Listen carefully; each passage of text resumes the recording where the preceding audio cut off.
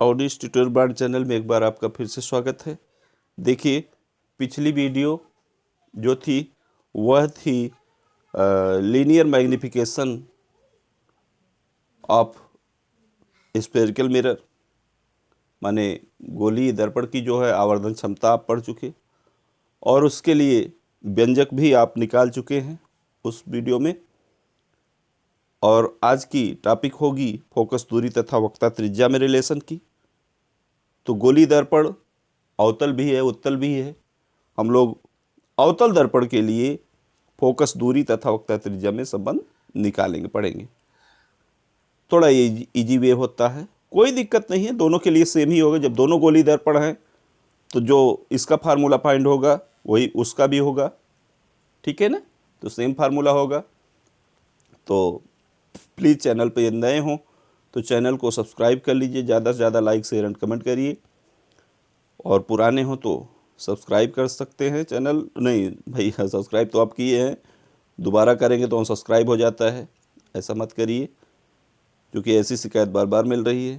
Please like and comment करिए, share करिए, और कोई प्रॉब्लम हो तो आप पूछ सकते हैं, ठीक है। और लाइट चैप्टर की जो भी आपको है, सबके लिए जो जितनी वीडियो अब तक पड़ी है वो सभी वीडियो की प्लेलिस्ट की जो लिंक है वो आपको डिस्क्रिप्शन में मिल जाएगी। और अगर आप नोट्स भी चाहते हैं तो नोट्स के लिए वहाँ टेलीग्राम चैनल की लिंक दे दी गई है। टेलीग्राम चैनल को सब्सक्राइब कर लीजिए और वहाँ से आप डायरेक्ट नोट्स फाइंड कर सकते हैं। चलिए, आपसे ज़्यादा समय नहीं लेंगे। देखिए, चलते हैं अवतल दर्पण के लिए फोकस दूरी तथा वक्रता त्रिज्या में संबंध निकालते हैं।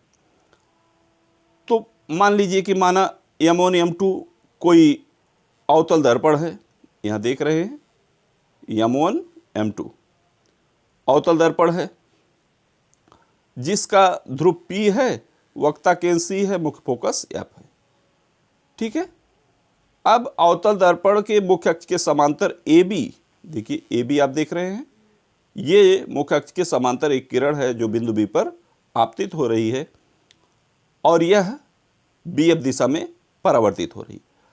अब आपको यहाँ प्रतिबिंब बनने के नियम आप पढ़ चुके हैं। प्रतिबिंब बनने के 3 नियम थे, जिसमें से एक नियम ये था कि जो किरण मुख्य अक्ष के समांतर आपतित होगी वह फोकस से ही परावर्तित होगी, ठीक है। कहाँ से?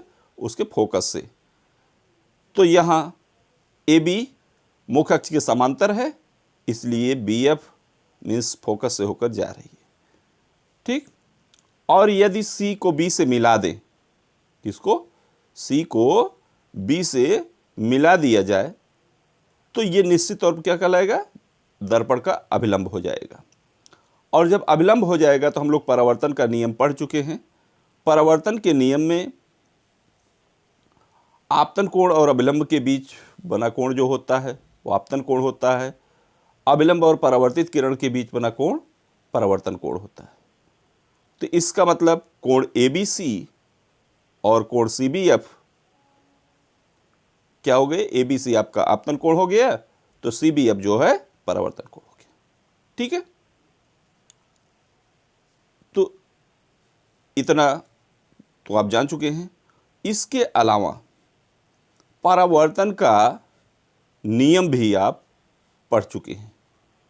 परावर्तन का नियम क्या है कि आपतन कोण, नहीं पहले पहला नियम इनका जान लिया जाए। आपतित किरण, अभिलंब एवं परावर्तित किरण तीनों एक ही तल में होते हैं।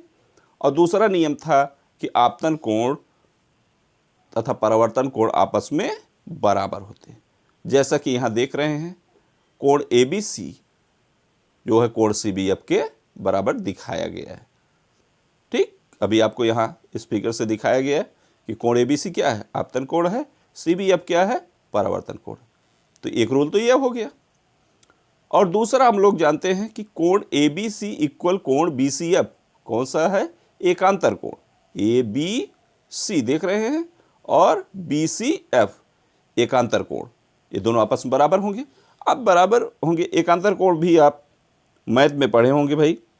मैथ की टॉपिक में जानते हैं कि अगर समांतर रेखाओं कोई तिर्यक रेखा काटती है तो एकांतर कोण बराबर होते, जैसे 1 है ये 2 है, तो कोण 1 जो है कोण 2 के क्या है, एकांतर है।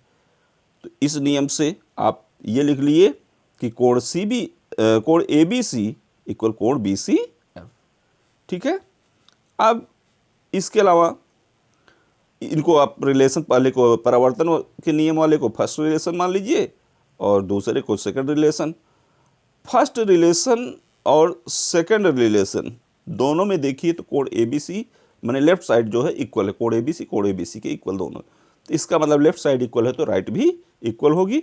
तो हम लिख सकते हैं कि कोण सी बी एफ इक्वल कोण बी सी एफ। अब बात आती है कि लिख दिया मैंने F C equal B F. तो एक चीज आप जानते हैं कि जैसे कोई ट्रायंगल ले रहे हैं, ए बी एक प्रमेय थी, चलिए ए बी सी, अगर कोण बी कोण सी ये दोनों इक्वल हैं, कोण बी किसके इक्वल है, कोण सी के, तो एक प्रमेय थी कि बराबर भुजाओं के सामने के कोण बराबर होते हैं, या इसका अपोजिट बोल जाइए आप कि बराबर कोणों के सामने की भुजाएं भी बराबर होती। तो कोण बी के सामने कौन सी भुजा है, ए सी, तो ए सी जो है वो इक्वल होगी कोण सी के सामने कौन सी भुजा है, ए बी की, किसके, ए बी की, ए सी इक्वल ए बी।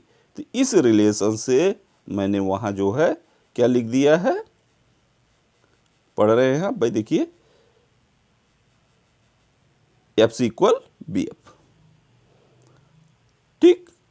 अब हम एक बात यहां करते हैं कि यदि अवतल दर्पण का द्वारक छोटा हो तो बिंदु बी ध्रुव पी के निकट होगा। आप देख सकते हैं अगर यही द्वारक छोटा होता चला जाए तो बी कहां आ जाएगा, पी के एकदम करीब में आ जाएगा। तो इस कंडीशन में B F equal P F लिख सकते हैं, बी एज ए पी हो जाएगा। अप्रॉक्स वैल्यू ले लीजिए, लगभग कंडीशनल ए बराबर होगा। तो अब जब B F equal P F हुआ तो हम बी एफ किसके इक्वल है, एफ सी के, तो इसलिए हम P F equal F C लेंगे। अब आप एक चीज ये कहेंगे सर जी काहे पी एफ ले रहे हैं, तो पी एफ इसलिए लिया जा रहा है, आपको बताया गया है कि दर्पण में समझ दूरियां कहां से मापी जाती हैं, ध्रुव से। तो ज्ञात दूरी जो है ध्रुव से फोकस के बीच की दूरी फोकस दूरी होती है, इसलिए पी एफ जो है फोकस दूरी एफ हो जाएगी, और ध्रुव से वक्ता केंद्र के बीच की दूरी को वक्ता त्रिज्या कहते हैं, इसलिए आर हो जाएगा। ठीक है। अब यहां हम देखिए तो ये देख रहे हैं एफ सी और एफ बी। अब ये चीज एफ सी और पी एफ दोनों बराबर हो चुके हैं, तो जब बराबर हो चुके इसका मतलब क्या है कि F C equal 1/2 P C. ठीक है।